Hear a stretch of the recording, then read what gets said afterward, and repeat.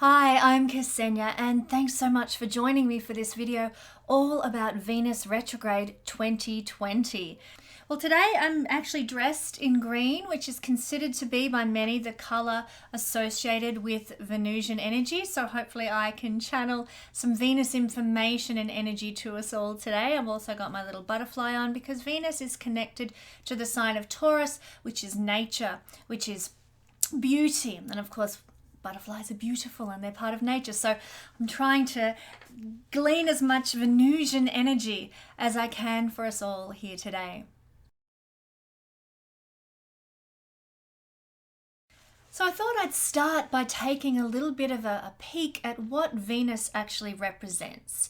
Now, in astronomy, not astrology, but in astronomy, the astronomy of the planet Venus, she's the only planet that can shine so brightly that she can cause shadows on Earth. Now, the moon does as a reflection of the sun's light. We know that happens. You can be out on a very strong moonlit night and see shadows and play of light that's actually quite beautiful. But the only planet that can do this is actually Venus, interestingly enough. And so sometimes she is just so bright in the sky. She's the brightest entity in the sky aside from the sun and moon. Sometimes she can be so bright that she causes shadows. That's only occasionally, but she can do it. One thing about Venus is that she rotates so slowly in the sky that she takes 234 Earth days to do one single rotation. As such, she actually has the slowest rotation of any planet in the whole solar system. And she is the hottest planet in the solar system. Even though Mercury is closer to the sun, due to the dense clouds of sulfur dioxide on planet Venus, any heat from the sun is trapped within those clouds and her thin atmosphere, causing the heat of the planet to be just so much hotter than Mercury, even though Mercury is in much closer proximity. So she is the hottest planet in the solar system as well. And of course, those of us who did our grade 5 astronomy lessons know that Venus sits as the second planet in the solar system, the second planet from the sun. You've got the sun, and then you've got Mercury, and then there's Venus, and then Earth. And she is considered also to be something of a sister planet to the Earth, as they're similar in size. So she's the nearest planet to Earth, and that's why she shines so brightly in the sky, not the star. Now, the mythology of Venus is also very interesting. The name Venus is the ancient Roman name for the goddess of love and beauty. In Greek, it was Aphrodite. So in Greco-Roman mythology, they share similar characteristics and similar qualities. So both Aphrodite and Venus, they governed fertility, romance, prosperity, and victory as well, interestingly. She was worshipped in many temples and many festivals all throughout Rome and as Aphrodite in Greece. And some people, including Julius Caesar, even considered her to be the ancestor of the Roman people. Of course, he'd attach himself to somebody as glorious as Aphrodite or Venus, wouldn't he? Now, some mythological legends say that Venus, was the daughter of the gods Zeus and Dione. There are some other legends, though, that say that she was birthed from the sea, not from a god itself, but birthed from the sea after Uranus was castrated by his son Saturn. So essentially, to get kind of gross here, hope you've got the M rating on this particular video, but Saturn castrated his father Kronos in mythology, otherwise known as Uranus, and from that castrated member that fell to Earth into the oceans of Gaia, the Earth, there arose out of the sea foam of that dismemberment the goddess Venus. So fascinating mythology there. I do want to talk a little more about the mythology of Venus, but at a later point where we look at her mythology around being the morning and the evening star. So I'm going to explore that for you. Stay tuned for a little bit later in the video for that aspect of her mythology. But in astrology, Venus tells us about our enjoyment of pleasurable and beautiful things. She tells us about our love relationships, our connections with others. The things we need to live a comfortable life are also seen from Venus in a tangible sense. You know, our shoes, our clothes, our food, our cars, our shelter, all those nice, lovely things that we like to acquire to make life more comfortable for us. So wherever Venus sits in our chart is going to tell us all about how we interact with these ideas: love, beauty, pleasure, possessions, things we need to support our journey through life, refinement, sophistication, and women as well, seen through Venus, particularly young women. So wherever Venus sits in the chart, whatever sign, is going to tell us a lot about the dynamic that we have with those elements. And I'll explore what that means in regard to this retrograde period we're going to come across shortly as well. Venus rules the sign of Taurus and Libra, and they're both very different signs, but they do, both of them carry a quality of beauty about them, a quality of pleasure, a quality of interaction and relationship. I'll compare the two of them for you just so that you know the great gamut of characteristics that Venus actually rules. Taurus is this very earthly, natural beauty. Taurus correlates to the natural realm of Earth, and so butterflies essentially, but also forests and, you know, generally speaking, the things of nature like the animals and the flora, fauna, and, you know, rivers and lakes and mountains and just the earth and being in nature is Venus in a general sense. Venus also correlates through Taurus to money, making money, the tangible things, like I said before, that we need to support our journey through life, like pleasurable things, yummy food, going out to a restaurant and eating at a lovely food, and clothing, shopping, beauty therapies, beauty treatments. These are seen through the sign of Taurus and Venus's rulership of the sign of Taurus. It's also self-love that we associate with the energy of Taurus as well.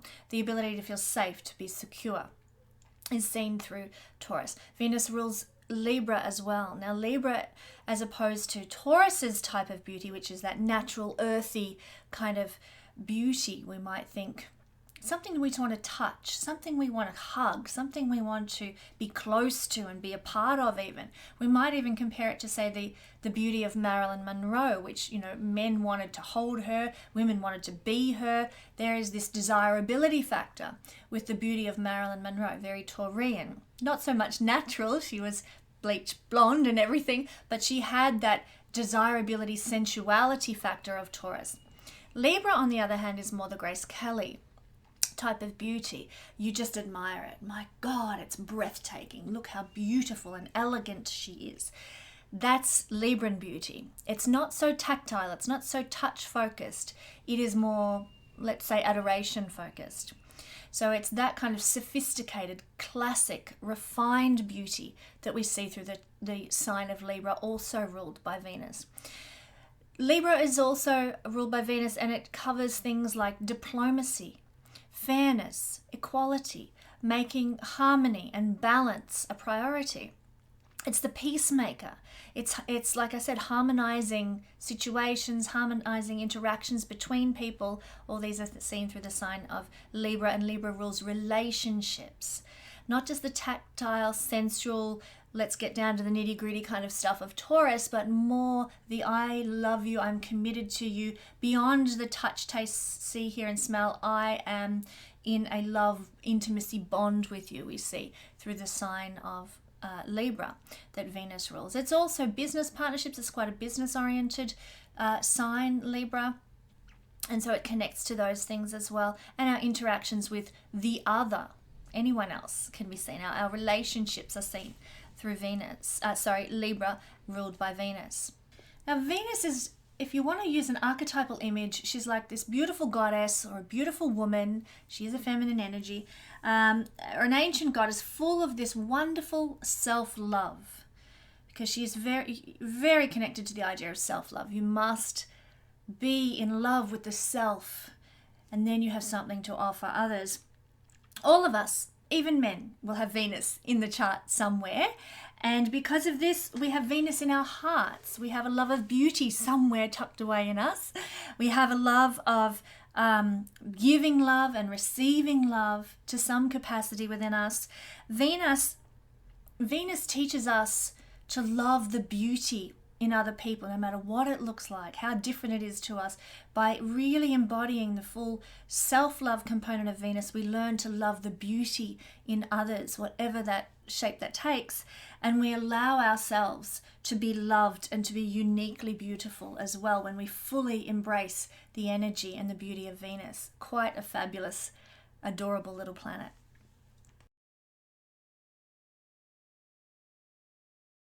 So what does it mean if natally we happen to have Venus in a retrograde motion in our horoscope?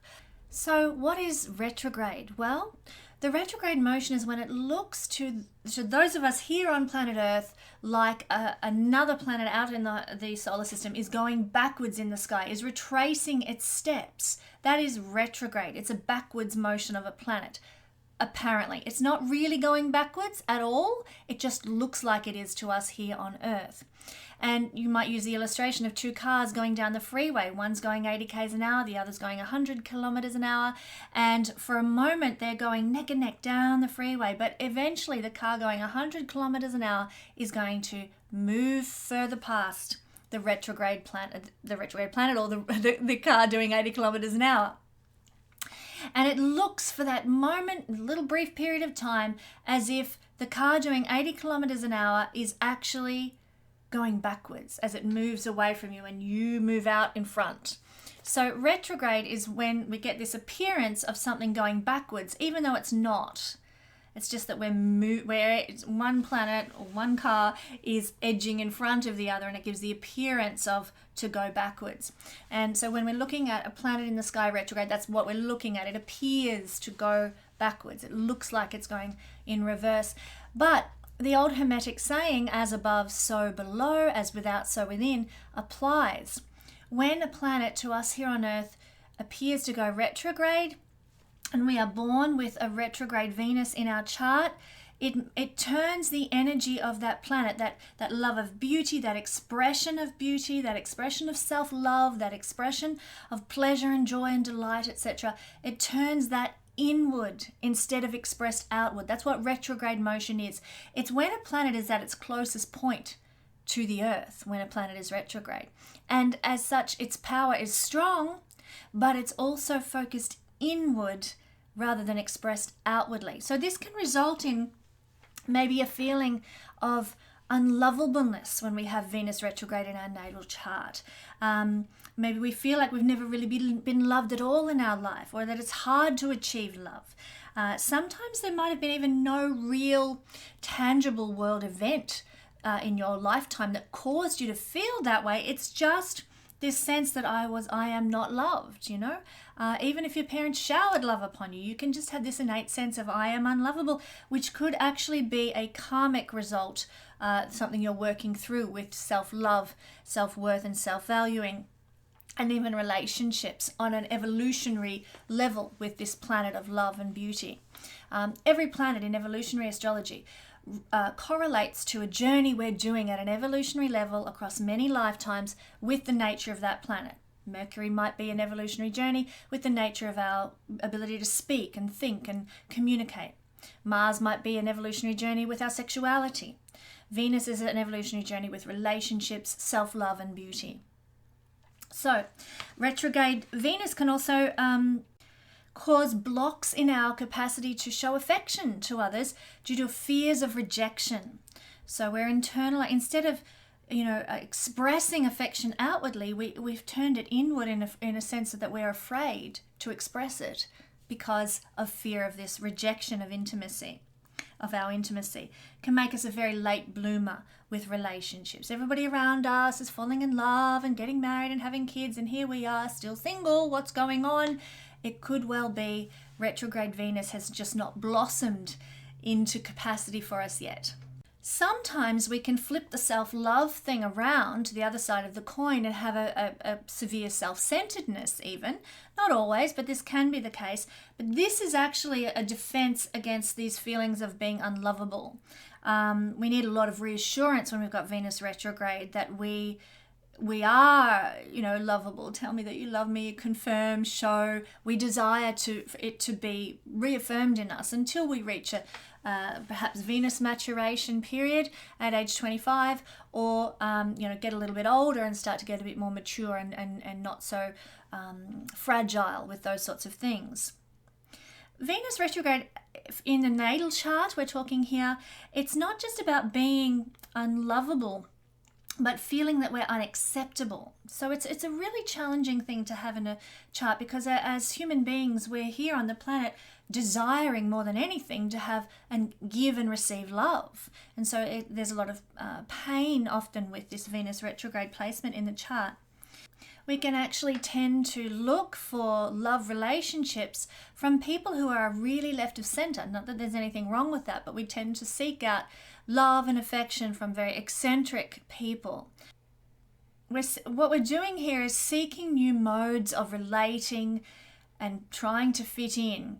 We're looking for a sense of belonging, and because we have this sense of I'm unacceptable, we tend to gravitate to people that society sees as unacceptable, not mainstream, in order to feel like we are belonging. I hope that makes sense. But because of this Venus retrograde, we then carry the ability to really help others who feel like they aren't belonging, like they don't fit in. Where's my place? I'm a square peg in a round hole kind of thing. We have that ability to help and assist them because we know what it feels like when we have Venus retrograde. We're actually, with Venus retrograde, a lot deeper about what we value in love relationships. So superficial things like, oh, you've got a hot ass, or, big tits, or whatever it happens to be that turns you on in a very superficial level, it's not going to really do it for a Venus retrograde person. They're going to look for inner, deeper qualities to attract them in relationships. We're not into shallow people at all when we have Venus retrograde. There are other signatures in the chart that indicate a lack of interest in shallow people and hanging around with shallow people, but this is one of them. And we will also perhaps be somewhat antisocial, or give the impression of being antisocial because of this, because we would rather be in a one-on-one conversation when we have Venus retrograde in the natal chart. We'd rather be chatting one-on-one with an in-depth conversation with somebody, rather than being in sort of the life of the party and look at me dancing on the tabletop with a lampshade on my head. That just is not Venus retrograde style at all. So for Venus retrograde people, their evolutionary soul intent is actually to heal a scar and a wound that exists relationally within them. This is part of their journey, part of their path, and depending on how well they do with healing that and giving the self-love and learning to care and nurture their own inner being, their inner beauty, their inner love nature, depending how well they do with that will depend how well life blossoms for them and love blossoms for them with people with Venus retrograde. It's also been seen that timing in relationships can be just a little bit off for people with Venus retrograde, and this is usually, we all know the people you meet, or have heard stories about the people who meet the man of their dreams, but you're just living in the wrong parts of the world and it doesn't happen. Or the man who meets the woman that he's always longed for, and somehow the parents keep them apart, or something that just doesn't work. The timing's off, the situations aren't supportive. Venus retrograde can indicate those sorts of relational experiences that don't quite gel as we long for them to. But I just want to say, if you have Venus retrograde, it's not all bad news, because eventually in your progress chart, Venus will turn direct. And when Venus turns direct, then you will notice that these retrograde qualities will lessen, they'll shift, you'll start to progress and move forward and sort of express more outwardly the nature of Venus. But you will have learnt valuable lessons and healed this karmic wound, one would hope, by the time Venus turns direct, and you'll be able to then progress with a good relational capacity in life. The other thing is Venus maturation, as I mentioned earlier, at age 25. This is when Venus, as a human being, we start to really embrace and embody the nature of Venus in our souls. It is advised that men particularly, but also women, don't get married or commit to relationship. This is for everybody, not just retrograde Venus, but everybody, until after the age of 25 when Venus has matured, because we really don't know what we want in relationships until we have reached the Venusian or Venus maturation at that age. So, you can live with someone or you can be in a serious relationship. That's okay. But don't go putting a legalized ring on it or buying a house with someone or anything. Would be my advice. Take it or leave it until you are over 25 and really know what you want in relationships. So let me tell you all about this coming Venus retrograde period and give you some of the lowdown on what we're looking at here. Well, this year, 2020, is going to be a much stronger year for love for us all than 2019 was. So this is great, and this is because both Venus and Mars are going to be retrograde. Therefore, they are really exerting more of their influence of, in Venus's case, love, and in Mars's case, the desire, the passion, the sex. These things are going to have a longer period of influence because of the retrograde motion that we'll be experiencing with them this year. And both of them are going to be retrograde at different points throughout the year. So Venus in 2020 is going to go retrograde here in the sign of Gemini. There she is sitting up there. And she is actually going to be entering her shadow period on the 10th of April 2020. So what does this mean? Well, the shadow period, I'll explain in the light of what's going to occur on April the 10th, 2020. This is 5 degrees. Here, I'll write it on. 5 degrees. Oops, awkward writing there. 5 degrees of Gemini. At this time, on the 10th of April, that's my old wedding anniversary. How interesting is that? On the 10th of April, Venus, who's been in Taurus, is going to go chuff, chuff, chuff, chuff, chuff, and hit 5 degrees of Gemini. That is the beginning of her, what we call shadow period. So I'll just leave her there for the moment. And then she's going to keep chuffing along through Gemini until she gets to 21 degrees, about here. I'll write that on, 21 degrees of Gemini. She's going to keep on moving, and on the 13th of May, she will hit 21 degrees. And it's when she gets to this point that she's going to go, hey, I think I need to stop for a minute here and go backwards. So this, at 21 degrees, she will do what's called stationing direct. She will station retrograde rather, and she will begin her journey backwards. And she's going to go back to 5 degrees. That is why this is the shadow period, because she's going to move across this period, this section of the sky that eventually in her retrograde motion she's going to return over. That's why it's called the shadow period. She's still going forwards at this point, and then she turns backwards and goes across this section of the sky. This is the shadow period. From the 10th of April, she will be in the shadow section. And then, as I said, the 13th of May, she will go backwards and start heading back to 5 degrees. And when she gets back to 5 degrees, it will be on the 25th of June, just checking my dates as I do this. On the 25th of June, she's going to be at 5 degrees of Gemini, and then she will station direct. She will turn and start going forward in motion again and move across here like this. So as you can see, if you happen to have any of your planets here, sitting here between 5 degrees Gemini and 21 degrees Gemini, you are going to get 3 hits of Venus. The first as she's going forward, the second as she's going back, and the third as she's going forward for the final time and then on and out and into the sign of Cancer.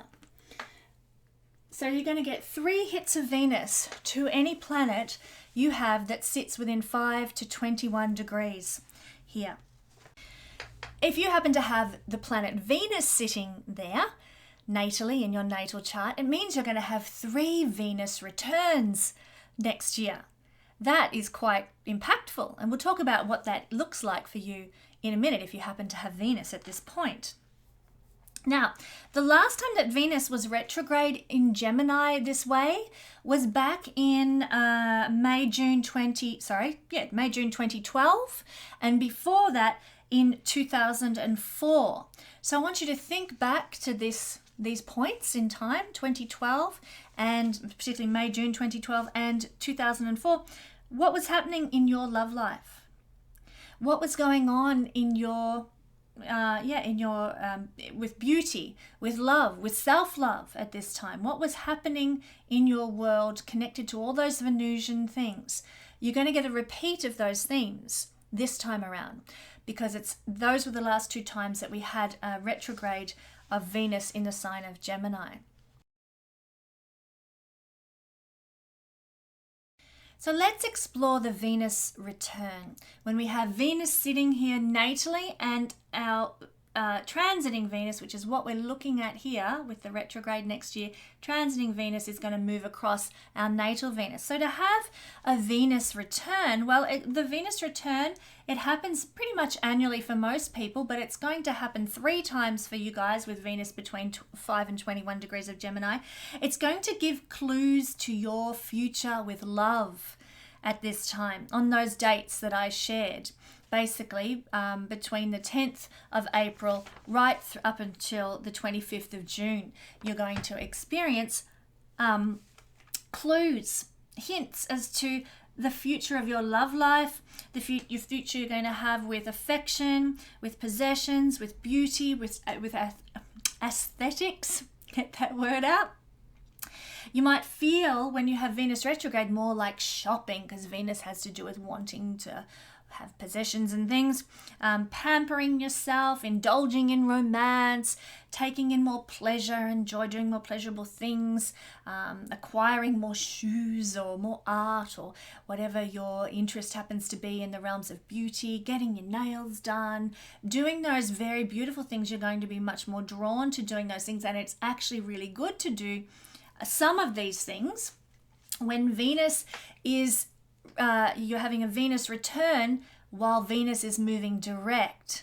So for example, that period from the 10th of April through to the 13th of May, that is going to be a really good time for you to do your any of those kind of nice things, shopping, nails, and sort of invest in those sorts of things.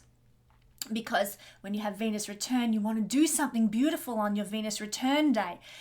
To know about this particular, you're going to have to know where exactly your natal Venus falls, and then what day it's going to be between the 10th of April and the 13th of May that Venus is going to cross that point. And make sure you do something beautiful, something joyful, something loving, something romantic on that day to set you up, to give you the tone for your year ahead with love and affection and pleasure and possessions and so forth. Essentially, when we have Venus return, which happens once a year, what we want to do is make sure that everything in our life is beautiful Venusian energy. And that is then going to set the imprint for our Venus experiences in the year ahead. So that's why we do the beauty therapy and have a nice dinner at a restaurant or something. So between as I said, the 10th of April and the 13th of May, that's when you want to, the day in that section where Venus hits your natal Venus and you have a Venus return, that's when you're going to want to set something up to enjoy like that. Then let things be for a while as Venus turns retrograde and goes back. That's going to happen from the 13th of May to the 25th of June. And then after the 25th of June, keep an eye on where Venus is in the sky. And when she hits that Venus return point again for the 3rd time, then you also want to do something beautiful. So 2 chances out of 3 to establish the tone for your Venusian relationships, love, self-love, pleasures and joy for the year ahead. So I probably haven't explained that with as much clarity as I would have liked to. I do hope it makes sense. When we have our Venus return, just to quickly reiterate, when we have our Venus return, it is all about setting the tone for what is to come, setting intentions for what is to come with regard to the Venusian things for the year ahead for us. And you get 2 chances to do that while Venus is direct. And there'll be 1 chance that you want to ignore that hit when Venus is going retrograde. And I'll explain why we ignore it when Venus is retrograde.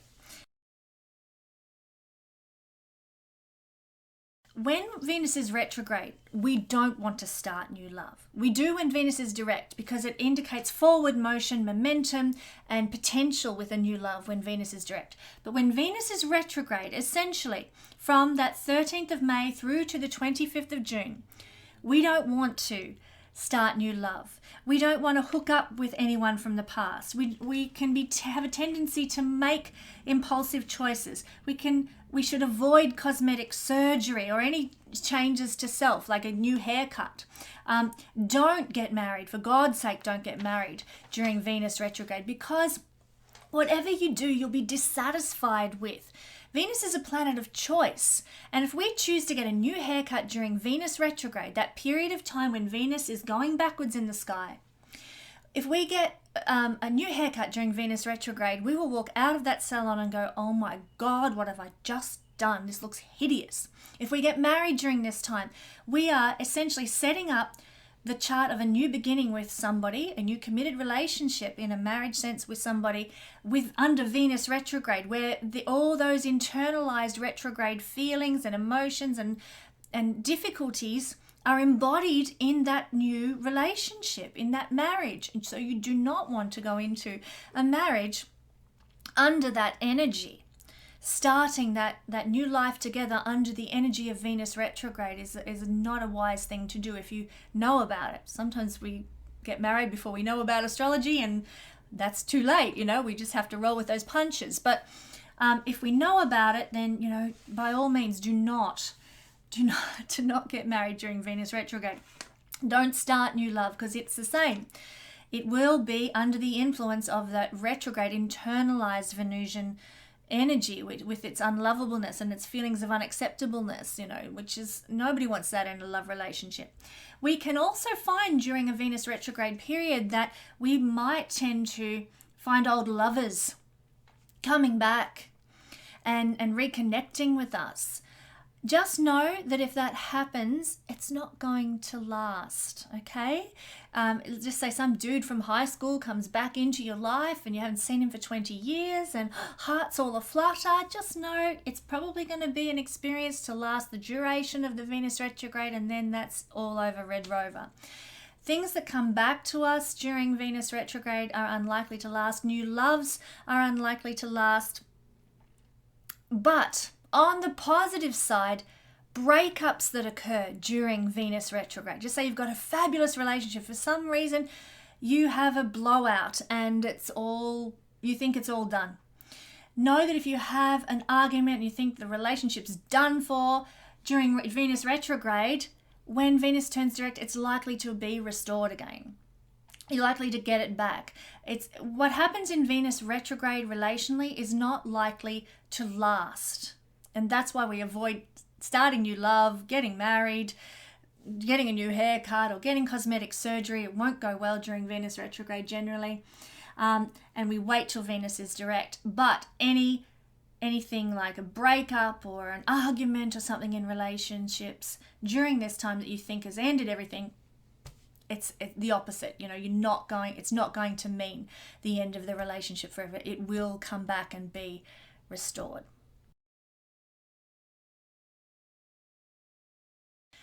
So let's take a little peek then at what it means to have Venus in Gemini generally, and then I'm going to walk through each sign and what it looks like to have Venus doing a retrograde motion and how that might affect us.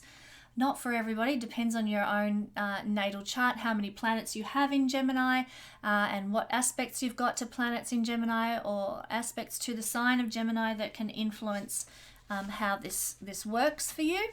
But generally, we'll take a look at what might play out in each sign. But Venus in Gemini it's when you've got Venus in Gemini and you're born with Venus in Gemini, you're going to have a connection that's based on communication. That's what you want in your relationships and friendships and your networking. You want connection that's coming from good communication, good talking, lots of conversation. So you're going to have a desire to have love relationships that have lots of conversation in them. And also Gemini is very playful. It's the court jester archetype. So you're going to want to have relationships where there's a playful element, a game-playing element, not a destructive game-playing element. You know, nobody wants to be with someone who sort of plays mind games and that's kind of sort of rubbish. But being in a relationship where it's fun, where it's joyful, where you're cheeky and you're playful and you flirt and, you know, there's lots of innuendo and that sort of thing that makes it quite tantalizing, you know, that those sorts of relationships where it's playful. And you're going to want to be with partners who are intelligent as well. You're going to want an intellectual, intelligent kind of relationship. Not the sort of deep intellectual relationship you might get with sort of the Jupiterian influence or Sagittarian, ninth house kind of influence, but much more did you hear what happened today? And let's watch the news and see what happened here. And you'll just want to know about everything and be where the action is. There's light breezy quality to the intellect here. It's not sort of bogged down with weighty tomes all about some heavy duty subject. It's much more light and interested in many different varied things. And so you're going to be drawn to people with an intellect of that nature. Curious. It's also a mutable sign. So when you've got Venus here natally, you're going to be very changeable in relationship. Now, what's interesting, when a Gemini Venus person is dating, they might chop and change because they want to try everything out. They're like a kid in the candy store this incarnation with their relationship. So they're trying out different, you know, what's it like to date a girl like this? What's it like to date a boy like this? And lots of finding out about things. But when they commit to someone, when they decide you're the one I want to be with, then they are very loving and loyal types of people. So don't be afraid to date a Gemini Venus person because they can, like I said, if they choose to be with you, they will be very loving and very loyal. Now, that mutable element will give a changeable quality to a Venus in Gemini type of person. And so they might like a lot of action or, you know, interesting things to be happening in the relationship. It's not very settled. It's, let's go here one day. Let's go for a trip here. Let's explore this. Let's, you know, very, very changeable and interesting, wanting to be part of the action everywhere in terms of the relationship itself. Boredom in relationship with a mutable sign just won't cut it. They like change, and if something gets too stagnant, they want to move on. Sexually, they're also going to be a bit like a child on Christmas morning too. So if you're in a relationship with a Gemini Venus person, you might be very lucky and get to play a lot of games and explore a lot of playfulness and try new things. Venus in Gemini people like to try new things in the bedroom. So that could be very exciting and fun if you're so inclined. Very loving people, as I said. Men with Venus in Gemini are going to tend to look for women who, or be drawn to or attracted to women who like to talk or like to teach or in some sort of business. Maybe they present something for a living. I'm actually dating someone with Venus in Gemini, and what do I do for a living? I present information, I teach online, so there you go. And women with Venus in the sign of Gemini, they enjoy friendships with other women that are also people who like to talk, like to communicate, like to have conversations, like to go, to lectures together or be social together, network with others together. So it's very much, as a woman with this in your chart, you'll be drawn to these sorts of friendships with other women. And pleasure for people with Venus in Gemini comes from writing, comes from speaking, comes from teaching, comes from maybe running a small business even. You'll get a lot of delight out of these things when you have Venus in Gemini. You're even, depending on which house it falls in, you might even find that your hobby is writing. Your hobby is to read even. These sorts of things. You might have a career in these sorts of things and you'll love it. You'll be passionate about it, you'll enjoy it because Venus is our pleasure, what we delight in. Now, selling and sales is also going to be something that you'll be good at if you carry this placement in your natal chart. Selling and sales, you're going to thrive with this. You'll have a very pleasant approach to being a salesman or a saleswoman, and you'll be able to sort of charm people into buying your product. You're likely to be quite successful with selling and sales when you have Venus in the sign of Gemini. So I just wanted to touch on that because it's interesting to explore the whole gamut, what it means to have Venus retrograde, what it means to have Venus in Gemini. And when we put them all together, then we get a full picture of what it's going to be like. All these things I've just described, when Venus goes retrograde, next year in 2020, what I've just described Venus in Gemini to be like is going to really play out for all of us. We will probably, during this time when Venus is retrograde in Gemini, all enjoy having more conversations with partners, and our love relationships will take on more of a tone of conversation and interaction in a communicative sense. We might be feeling more sexually playful during this Venus retrograde period as well, just like people who are born with Venus in Gemini are. We might want to be like a child on Christmas morning and unwrap every sexual gift under the tree, So let's go for it, everybody, during this time. We might be someone who's very stayed in our types of relationships and even almost a bit stagnant and stuck. Along comes Venus retrograde in Gemini. Suddenly, we like to mix things up a bit. We like a bit of change. We might like a bit of travel. We might find that we're a bit bored in relationship and we want to inject some fuel into, some breeziness, some lightness, some experimentation into our relationship. So all these qualities I've just listed for Venus in Gemini are likely to play out on the larger scale during this extended period of time that Venus is in Gemini throughout 2020.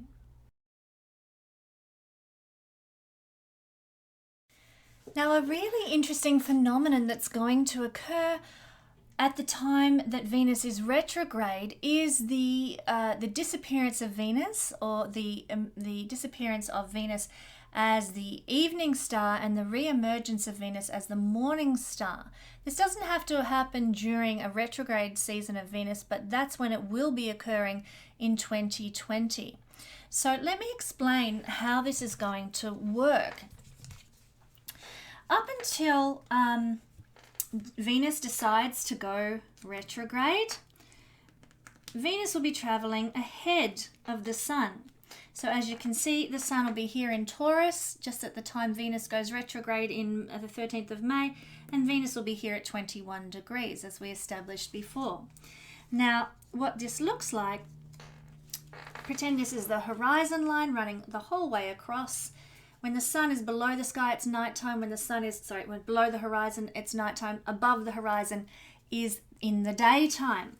Now, as you can see, as the signs rise on the horizon, up comes the Sun. Boom, there he is in the sky. Venus also rises, but she's not visible during the day because the Sun is so bright in the sky, and he consumes and sucks away all the other heavenly bodies in the glare that he brings throughout the day. There is the Sun traveling through the sky, and we're getting now towards evening. I'm just going to take my arrow, move my horizon line over here for you so it makes sense.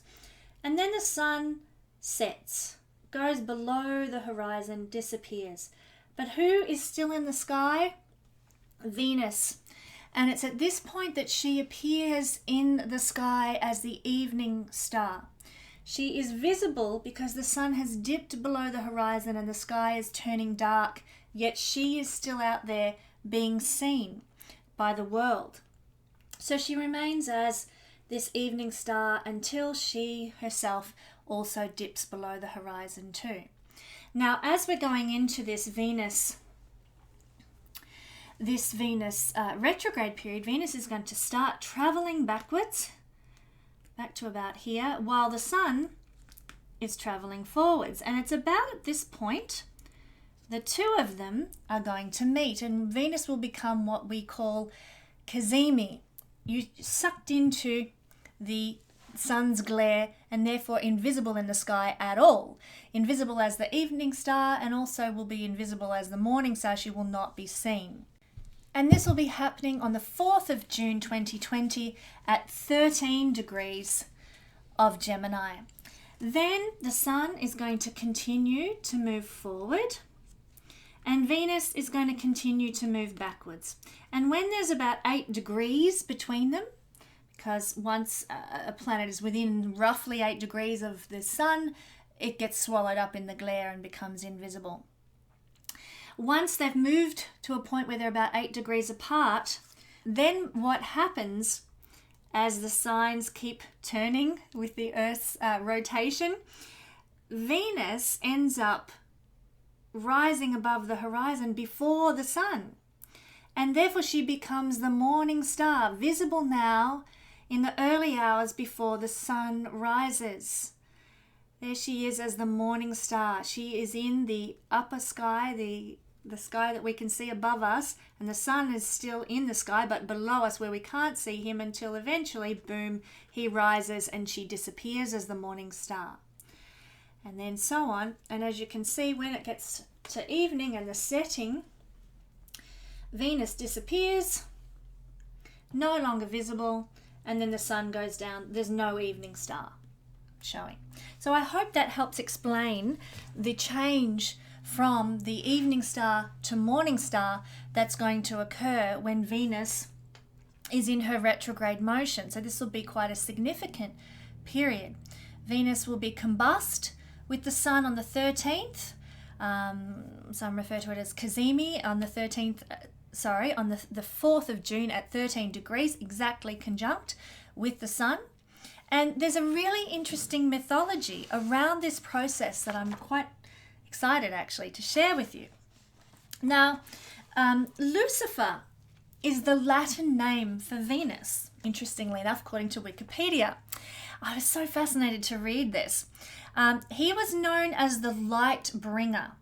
And now Phosphorus was the other name for him as the morning star. And there's biblical references to him being the morning star, which we know occurs after Venus has been combust. When Venus is the evening star, so it's Phosphorus when, I hope I'm saying that right, yeah, Phosphorus when she's the Luciferian evening star, morning star, and Hesperus as Lucifer the evening star. Now in classical mythology, Lucifer was the son of the gods Aurora, which is the morning, the dawn, and now I hope I say this right, I'm not overly brilliant with my mythological names, Cephalus. Sounds a bit like a disease, doesn't it? So Lucifer was the son of the gods Aurora and Cephalus, and he was often presented, I'm reading here from my notes, presented in ancient poetry as the herald of the dawn, hence his association with that morning star that appears. Every year Venus, as we know, I've just described, disappears from the sky by getting too close to the Sun, swallowed up in the Sun's glare, and then emerges roughly 8 weeks later as the evening star. And it's from this astronomical phenomenon that we get the ancient mythological story of Lucifer, who was described as the morning star falling from the heavens. And this was picked up by Christianity, which described Lucifer as the angel that tried to be like God. Remember this? The Sun is like it's the center of the solar system. It's the god from whom all the other minor gods, Zeus and Jupiter and Saturn and so forth, circle around. This is the center of it all. And it also, the Sun is correlated to our ego. The story of Lucifer represents Lucifer coming into God's presence and challenging God, saying, I can be as good as God. This is the biblical association that's supposed to be there. Lucifer is the angel of ego and saying, I can be as good as God. Now, what is often left out of this ancient mythology is that Lucifer was restored once more, was forgiven and taken back into the presence of God. And this correlates so beautifully with the story here that we see playing out in the heavens. Lucifer, the angel that fell from the heavens, just like Venus disappears and then becomes the morning star. So falling from heaven, being restored and returned, and there is Venus becoming the morning star, forgiven, allowed back in the heavens once more. So I was absolutely captivated by this ancient mythology and the correlation of Lucifer to the star Venus. Obviously, the five-pointed star, if you get into Luciferianism and that sort of thing, there's a correlation there too. But it is actually quite a beautiful story of restoration, of forgiveness, of love, of, our ego trying to overtake us. And, we fall from God's presence because of our ego.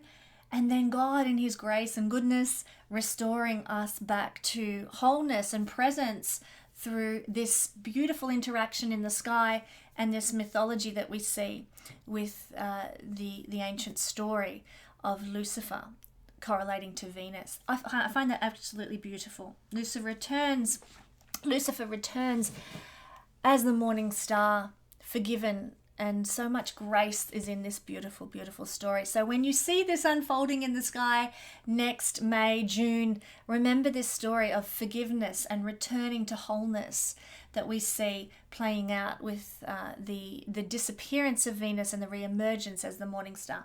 I wanted to talk about that because it will be part of this retrograde experience. It's going to be quite a fabulous retrograde experience on many levels, and in this case, the restoration and the forgiveness that Venus represents. In fact, Venus does rule forgiveness as planetary rulerships go.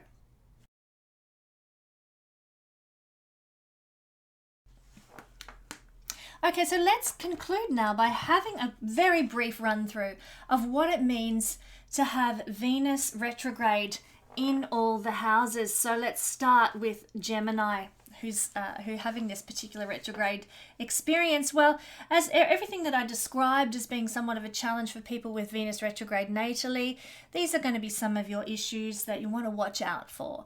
As I said, don't go getting married, don't go getting any beauty treatments, don't get your hair cut, that sort of thing. Just go easy around Venus retrograde. It doesn't last very long. It'll be over before you know it. But you might find that at this time you are experiencing feeling unacceptable, feeling unlovable.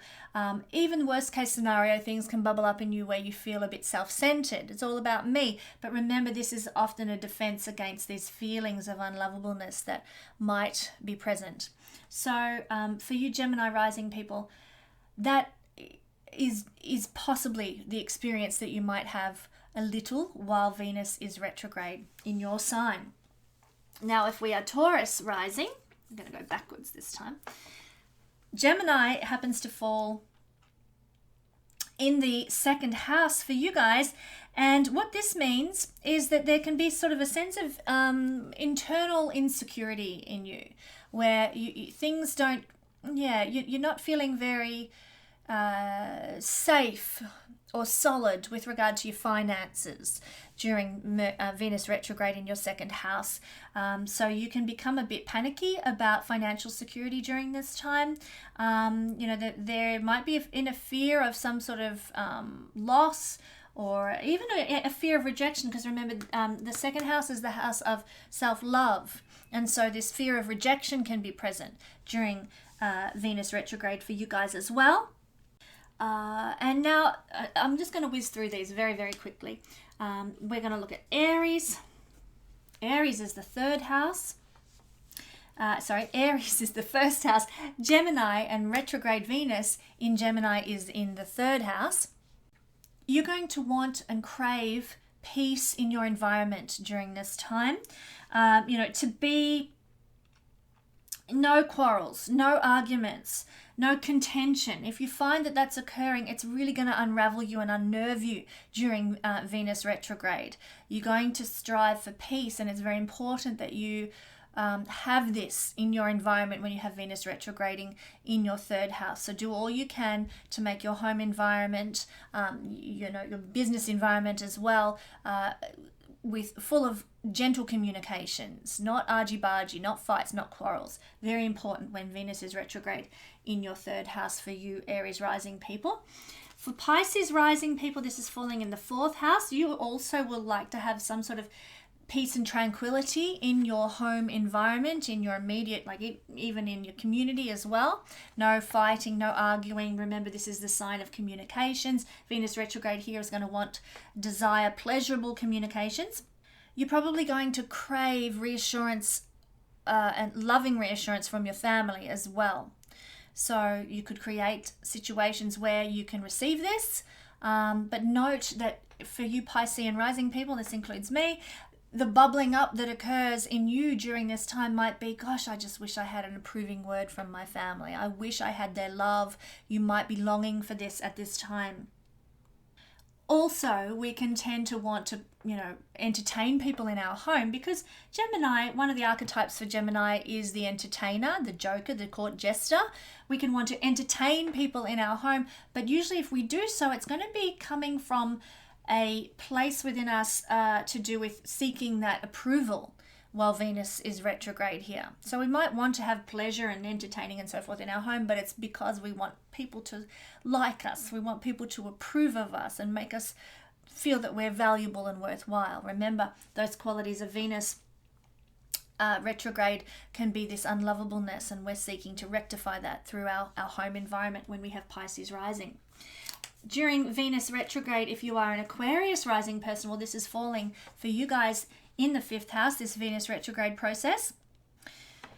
When this is occurring, we can feel very hesitant to open our heart to love during Venus retrograde. This is the house of love, and Venus retrograde makes us hesitant and fearful about doing that. That's going to be the case for Aquarius rising people, particularly single Aquarius rising people. We might really be reluctant to enter into the dating game or something like that during Venus retrograde. So there's quite a bit of internal insecurity and lack of self-confidence. This is a house also correlated with our self-esteem and self-confidence. So that can be a bit thwarted with Venus retrograde as well. So be aware that that might bubble up in you. Even if you're in a relationship, you might start to feel a little bit unconfident in the relationship itself, which just know it will pass as Venus retrograde concludes. Okay, Capricorn rising people has Venus retrograde falling in the 6th house. What this will tend to bring on an individual level depends also what's in your chart, but you can undervalue yourself. Venus is our sense of self-value and self-worth, and here in the 6th house of work and contribution, it's also the house of service, connected also to poverty and disease and misfortunes of that nature. We can actually undervalue our work. We can be insecure about our work, feeling that anything that we try and do is just not good enough. Remember, this is also connected to the idea of perfectionism in the 6th house. So Venus retrograde here can make our self-worth based on a need to be perfect, and of course nobody's perfect. And so we're never good enough. We don't quite measure up. We can't do what other people do, and we get these sorts of feelings within us of not being good enough, not being perfect enough. So Capricorn people, if you find that occurring during Venus retrograde, just know it's a response to the energy, and it's not the truth. It's not the reality at the core of who you are.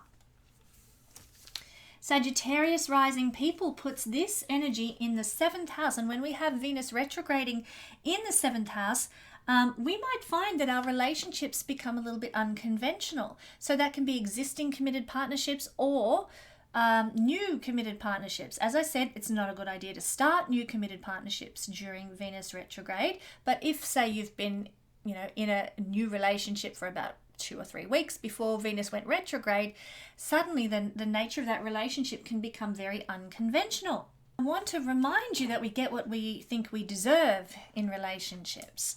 So our deservability with relationships might be impacting what we are receiving. We might have this unconventional relationship, maybe a long distance relationship, maybe a relationship that's really odd and left of center in some way. But it may very well be during Venus retrograde that we're getting what we think we actually deserve. And of course, Venus is self-esteem. So if your self-esteem is low during this time, then relationships can tend to sort of be damaging to self-esteem. So start to work on your self-esteem before Venus goes retrograde. buoy yourself up by reading good spiritual books and doing what you need to feel that sense of self-worth and self-value. And then when Venus retrograde hits, it won't matter what your partner says. It won't matter what your partner does, or this new relationship that you've been in for a short period of time or whatever. It won't really matter, because your sense of self-worth will be buoyant enough to flow through the Venus retrograde period. If we are Scorpio rising, well, this is happening for us in the 8th house. Lots of action here in the 8th house for you guys next year, Scorpio rising people. And the 8th house, is really important that we understand the nature of the 8th house with this retrograde motion. It is a house of obsession. So our obsessive levels in relationship can go a bit off the Richter scale while Venus is retrograding in our 8th house. When Venus is retrograde in our 8th house, that's when we can sort of worst case scenario, become a bit of a stalker, even if that's just online, looking online all the time and what are they doing on Facebook, that sort of stuff. Just watch out for that sort of behavior, the jealousies, the obsessions when Venus is retrograde. It can become almost all-consuming during Venus retrograde, where all you can do is think about that person. You're just breathing that person. You must be around them all the time. I'm a huge fan of Flight of the Conchords, and think of Mel, the character in Flight of the Conchords, if you know that show, who is just always hanging around and pops up out of nowhere all the time because she's been spying on the two guys in the band, Jermaine and Brett. So this is what we're looking at. You want to just picture Mel during Venus retrograde in your 8th house and think, I'm not Mel. I am not Mel. Channel that energy. You want to be a bit lighter with these things, not so in your head with the mental obsessions now. And also watch your finances, because this is a financial house, a house of receiving money from others, inheritances, wills, and so forth. And of course, Venus rules money. Here in the 8th house going retrograde, it could mean there could be problems with finances, problems with wills. So you might like to sort of dot your I's and cross your T's prior to the Venus going retrograde in those realms. Make sure they're all sorted before the retrograde starts. Okay, if we are Libra rising, well, that is putting Gemini energy, retrograde Venus energy into the 9th house. And this can mean that we might feel a sense of unease, or like we're not quite fitting in with somebody from another culture, or a different belief system. There's a dis-ease. Remember, when Venus is retrograde, one of the qualities that it imparts is this sense of not feeling good enough, not feeling lovable, not belonging, not fitting in. And so Venus retrograde in the house connected with other cultures, overseas, other belief systems, we feel like we're not fitting in during Venus retrograde. Maybe we're interested in exploring a different culture or religion or whatever, and we're very interested, but we just don't fit. So for you guys, Libra rising, it's actually not a good time to go and explore new beliefs. It's not a good time to go and explore new religions when Venus is going backwards in the sky, because whatever you explore will not last. You won't be sort of gelling with it. You won't feel like you fit or like you belong with those sorts of things. If you really want to get the most out of your exploration of other belief systems and other cultures and so on, then by all means do it when Venus is direct, and you'll probably receive a lot more intuition and downloads and wisdom that you can utilize when Venus is going direct. If we happen to be Virgo rising, well, this is falling in our 10th house if we're Virgo rising. And this can mean that we can be a little bit shy and self-conscious in our career, in our workplace, just during the time of Venus retrograde. And so we can need to be really careful, if we're Virgo rising, of our bosses taking advantage of us during this time, during Venus retrograde. Any work that we're doing now, don't look for recognition, don't look for monetary reward during Venus retrograde from our career. Just do the work, do the planning, keep plodding along during Venus retrograde with your career, and know that the recognition and the benefit won't probably manifest for you until a little later down the track after Venus goes direct. Now for Leo rising people, this is your 11th house. And when we have Venus retrograding in our 11th house, it means that we perhaps struggle with the group situation more than we usually would. We feel when Venus is retrograde in the house of friendship and large social groups, we feel like it's not really working. I don't want to be here in this large group. This is too overwhelming for me right now. Even if ordinarily we're the life of the party, when Venus is retrograde, those sorts of large group activities can feel a little bit uncomfortable for Leo people, which is very unusual. Most Leo people like to be the center of attention and be seen and so forth. But when Venus is retrograding in your 11th house, heads up, it can be a little bit feel at odds to be in front of the group, or even connecting in a large group situation. We much prefer when Venus is retrograde connecting one-on-one and having those intimate conversations. So by all means, chase those things up. Go out for coffee with a friend and talk one-on-one, those sorts of things. But don't be seeking that kind of big here I am, look at me in a group situation kind of thing. It'll feel too difficult and awkward when Venus is retrograde in your 11th house.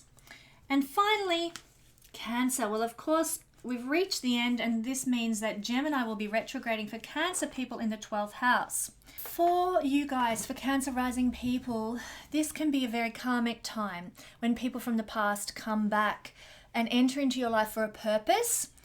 Probably not of a permanent nature, but people from the past, could be a past life even, might return into your life to teach you something, to heal something, to address some karmic wounding with regard to relationships, love, self-love, beauty, these kinds of things.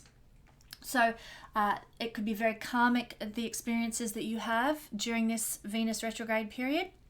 Also, watch out for victimhood, setting yourself up as a bit of a victim. Unfortunately, the 12th house has associations for that, and with the the loss of self-love that occurs when Venus is retrograde, then that victimhood can tend to sort of take a front seat, and you might sort of, oh, woe is me and nobody loves me, that kind of stuff. Be wary of that, and when you see it sort of cropping up in your thought processes or your internal dialogue, you'll know, hey, Venus retrograde, okay, not going to go there, not going to go down that rabbit hole. Let me go read a book instead, or something. Do something to distract your mind from going down that rabbit hole of victimhood. And so that is our journey through Gemini retrograde Venus for 2020. We've covered a lot of information here. I do hope it wasn't too disjointed for you and that you could follow along. I did want to cover so much of this really important, precious time that's going to be unfolding for us all. There's so much that we can learn through Venus retrograde periods, and it's designed, the purpose of Venus retrograde periods are designed to help us go within, explore our relationship attitudes and beliefs, and emerge out the other side reborn, forgiven and renewed, like the story in the mythology of Lucifer, renewed and ready to shine like the morning star.